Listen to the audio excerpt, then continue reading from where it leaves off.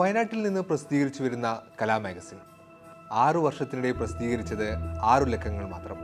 ഇടയ്ക്ക് പ്രസിദ്ധീകരണം നിലച്ചു. റീബ്രാൻഡിംഗ് നടത്തി തിരിച്ചുവരവിനൊരുങ്ങുന്ന പ്രസാധകർ കൊച്ചിയിൽ ഒരു പരിപാടി സംഘടിപ്പിക്കുന്നു. വെറും പരിപാടിയല്ല, ഗിന്നസ് റെക്കോർഡ് ലക്ഷ്യമിട്ട് 12,000-ഓളം നർത്തകരെ അണിനിരത്തി മെഗാ നൃത്ത പരിപാടി. പരിപാടിയുടെ ഉദ്ഘാടന ചടങ്ങിനെത്തിയ MLA വേദിയിൽ നിന്ന് 15 അടിയോളം താഴ്ചയിലേക്ക് വീഴുന്നു. കോൺക്രീറ്റ് സ്ലാബിൽ തലയിടിച്ച് ഗുരുതരമായി പരിക്കേൽക്കുന്നു. പിന്നാലെ പരിപാടിയുമായി ബന്ധപ്പെട്ട് ആരോപണങ്ങളുടെ പരമ്പര തന്നെ പുറത്തു വരുന്നു. സുരക്ഷാ പ്രശ്നങ്ങൾക്ക് പുറമെ സാമ്പത്തിക തട്ടിപ്പും ആരോപിക്കപ്പെടുന്നു. സംഘാടകരുടെ വിശദീകരണങ്ങൾ കൂടുതൽ സംശയങ്ങൾ ജനിപ്പിക്കുന്നു. ആട്, തേക്ക്, മാഞ്ചിയം, ഗിന്നസ് റെക്കോർഡ്. മലയാളി വിദഗ്ധമായി പറ്റിക്കപ്പെട്ട മറ്റൊരു തട്ടിപ്പായിരുന്നു പരിപാടി എന്ന ചോദ്യമുയരുന്നു. ശരിക്കും എന്തായിരുന്നു മൃദംഗനാദം മെഗാ നൃത്ത പരിപാടി? കലൂർ ഇന്റർനാഷണൽ സ്റ്റേഡിയമാണ് വേദി. പരിപാടിയുടെ പേര് മൃദംഗനാദം. ഏറ്റവും കൂടുതൽ പേരെ പങ്കെടുപ്പിച്ച് മെഗാ ഭരതനാട്യം സംഘടിപ്പിച്ച് ഗിന്നസ് ബുക്കിൽ സ്ഥാനം പിടിക്കുക എന്നതായിരുന്നു ലക്ഷ്യം. വയനാട്ടിൽ നിന്ന് പ്രസിദ്ധീകരണം ആരംഭിച്ച് ഇടയ്ക്ക് നിന്നുപോയ മൃദംഗ വിഷൻ ആർട്ട് മാഗസിൻ പ്രീമിയമായി ഉയർത്തി റീബ്രാൻഡ് ചെയ്യുന്നതിൻ്റെ പ്രമോഷന് വേണ്ടിയായിരുന്നു പരിപാടി എന്നാണ് സംഘാടകർ പറയുന്നത്. ഏറെക്കാലമായി മലയാളം സിനിമകളിൽ നിന്ന് മാറി നിൽക്കുന്ന നടി ദിവ്യ ഉണ്ണിയായിരുന്നു പരിപാടിയുടെ ശ്രദ്ധാകേന്ദ്രം. 10,176 പേർ പങ്കെടുത്ത ചെന്നൈയിൽ നടന്ന പരിപാടിയുടെ പേരിലായിരുന്നു നിലവിലെ റെക്കോർഡ്. 7 വയസ്സുള്ള കുട്ടികൾ മുതലുള്ളവർ മെഗാ ഭരതനാട്യത്തിൽ പങ്കെടുത്തുവെന്നാണ് സംഘാടകരുടെ അവകാശവാദം. കേരളത്തിനു പുറമെ മുംബൈ, ബംഗളൂരു, ഹൈദരാബാദ്, ഡൽഹി, ചെന്നൈ എന്നിവിടങ്ങളിൽ നിന്നും വിദേശ രാജ്യങ്ങളിൽ നിന്നുമടക്കം നർത്തകരെത്തിയത്രേ. 8 മിനിറ്റ് നീണ്ടുനിന്ന ഗാനത്തിന് 12,000-ഓളം പേർ നൃത്തം ചെയ്യുന്നു. സ്റ്റേഡിയത്തിന്റെ നടുവിൽ ദിവ്യ ഉണ്ണി, ചുറ്റും മറ്റ് നർത്തകർ, എല്ലാവർക്കും ഒരേ നിറത്തിലുള്ള വസ്ത്രം. മന്ത്രി സജി ചെറിയാനായിരുന്നു പരിപാടിയുടെ ഉദ്ഘാടകൻ. സ്ഥലം MP Hibi Eden, MLA Uma Thomas, ADGPS Sreejith, city police commissioner Putta Vimaladitya എന്നിവരടക്കം ഉദ്ഘാടന ചടങ്ങിൽ വിശിഷ്ടാതിഥികൾ. ഇതിനിടെയാണ് ദാരുണമായ അപകടം നടക്കുന്നത്. പരിപാടിയുടെ ഉദ്ഘാടന ചടങ്ങ് നടക്കുന്ന വേദിയിലേക്ക് MLA എത്തുന്നു. വേദിയിലെ മുൻനിരയിലെ കസേരയിലിരുന്ന MLA മാറിയിരിക്കാൻ എഴുന്നേൽക്കുന്നു. നിലതെറ്റിയ MLA വേദിയുടെ മുന്നിലെ റിബൺ കെട്ടിയ സ്റ്റാൻഡിലേക്ക് ചാഞ്ഞു പോകുന്നു, താഴേക്ക് വീഴുന്നു. തലയ്ക്കും ശ്വാസകോശത്തിനും പരിക്കേറ്റ ഉമാ തോമസിനെ വെന്റിലേറ്ററിൽ പ്രവേശിപ്പിക്കുന്നു. ഗുരുതര പരിക്കേറ്റ MLAയെ ജീവിതത്തിലേക്ക് തിരികെ കൊണ്ടുവരാൻ ഇപ്പോഴും ശ്രമം തുടരുകയാണ്. അപകടത്തിന് പിന്നാലെ പരിപാടിയുമായി ബന്ധപ്പെട്ട് ആരോപണങ്ങളുടെ പരമ്പര തന്നെയാണ് പുറത്തു വന്നത്. പരിപാടിയുടെ സംഘാടനത്തിലും സുരക്ഷയിലും ഉണ്ടായ പിഴവിനെക്കുറിച്ചുള്ള വിവരങ്ങളാണ് ആദ്യം പുറത്തു വന്നത്. ഡിസംബർ 29 വൈകിട്ട് നടന്ന പരിപാടിയുടെ വേദി നിർമ്മാണം ആരംഭിച്ചത് തലേ ദിവസം ഉച്ചയ്ക്ക് ശേഷം. നിർമ്മാണം പൂർത്തിയായത് പുലർച്ചെ 3ഓടെ. ഭൂരിഭാഗം നിർമ്മാണവും രാത്രിയിലായിരുന്നു.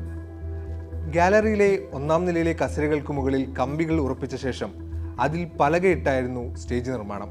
മന്ത്രി ഉൾപ്പെടെ പങ്കെടുത്ത വേദിയിൽ പ്രാഥമിക സുരക്ഷാ ക്രമീകരണങ്ങൾ പോലും ഉണ്ടായിരുന്നില്ല. അനുമതിയില്ലാത്ത സ്റ്റേജിലാണ് മന്ത്രിയും ADGPയും ഉൾപ്പെടെയുള്ളവർ പരിപാടി കാണാനിരുന്നത്.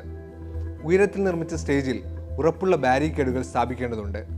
അക്കാര്യം പൊതുമരാമത്ത് ഉദ്യോഗസ്ഥർ പരിശോധിച്ച് ഉറപ്പാക്കണം. ഇത് രണ്ടും ഉണ്ടായില്ല. ഒരു വരി കസേര ഇടാനുള്ള സ്ഥലത്ത് 2 വരി കസേര ഇട്ടു. ദുർബലമായ ക്യൂബ് ബാരിയേഴ്സ് ഉപയോഗിച്ചായിരുന്നു മുകളിൽ കൈവരിയൊരുക്കിയത്. സ്റ്റേജിന് ചെറിയ ചെരിവുണ്ടായിരുന്നതും അപകട സാധ്യത വർദ്ധിപ്പിച്ചു. വേദി നിർമ്മാണത്തിന് മുൻകൂർ അനുമതിയില്ലെന്ന് സ്റ്റേഡിയത്തിന്റെ നടത്തിപ്പുകാരായ ഗ്രേറ്റർ കൊച്ചി ഡെവലപ്മെന്റ് അതോറിറ്റി അഥവാ GCDAയും ആരോപിച്ചു. സുരക്ഷാ പ്രശ്നങ്ങൾക്ക് പിന്നാലെ സാമ്പത്തിക തിരിമറി ആരോപണവും പുറത്തു വന്നു. ആദ്യം രംഗത്തെത്തിയത് കൊച്ചി നഗരസഭ. ബുക്ക് മൈ ഷോ വഴി ടിക്കറ്റ് വിറ്റ പരിപാടിയുടെ വിനോദ നികുതി അടച്ചിട്ടില്ലെന്നായിരുന്നു ആരോപണം. 149, 299 രൂപ നിരക്കിലായിരുന്നു ടിക്കറ്റ്. 35,000 പേർ മെഗാ ഭരതനാട്യം പരിപാടി കാണാൻ എത്തിയെന്നായിരുന്നു ഏകദേശ കണക്ക്. പിന്നാലെ പരിപാടിയുടെ മറവിൽ നടന്നത് വൻ തട്ടിപ്പാണെന്ന ആരോപണവുമായി പങ്കെടുത്ത നർത്തകരുടെ രക്ഷിതാക്കൾ രംഗത്തെത്തി. സംഘാടകരുടെ പേരിൽ വിശ്വാസവഞ്ചന കുറ്റം ചുമത്തി പോലീസ് കേസെടുത്തു. പരിപാടിയിൽ പങ്കെടുത്ത നർത്തകിമാരിൽ ഒരാളുടെ അമ്മയായിരുന്നു പരാതിക്കാരി. Mridanga Vision proprietor M Nikosh Kumar, CEO A Shameer, Poornima, Nikosh കുമാറിന്റെ ഭാര്യ എന്നിവർക്കെതിരെയായിരുന്നു കേസ്. കേരളത്തിന് ഗിന്നസ് റെക്കോർഡ് ലഭിക്കുന്ന പരിപാടിയിൽ പങ്കെടുക്കാമെന്നും സർട്ടിഫിക്കറ്റ് ലഭിക്കുമെന്നും പറഞ്ഞ് വിശ്വസിപ്പിച്ച് പണം വാങ്ങി കബളിപ്പിച്ചു എന്നായിരുന്നു പരാതി. പരിപാടിയുടെ പേരിൽ പിരിച്ചത് കോടികളാണെന്ന വിവരം പുറത്തു വന്നു. രക്ഷിതാക്കൾ പറഞ്ഞ കണക്കുകളും സംഘാടകരുടെ വിശദീകരണവും തമ്മിൽ വലിയ അന്തരമുണ്ടായി.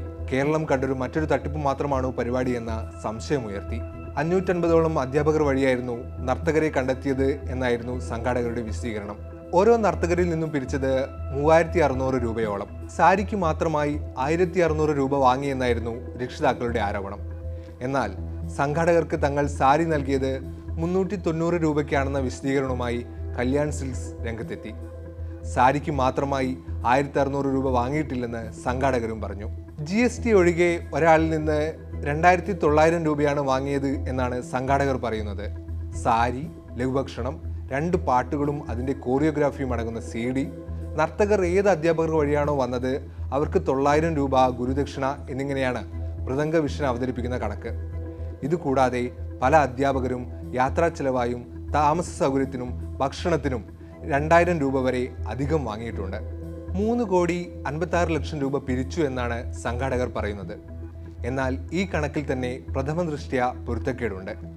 പങ്കെടുത്ത നർത്തകരിൽ നിന്ന് പിരിച്ച തുക മാത്രം 4 കോടിയോളം രൂപ വരും.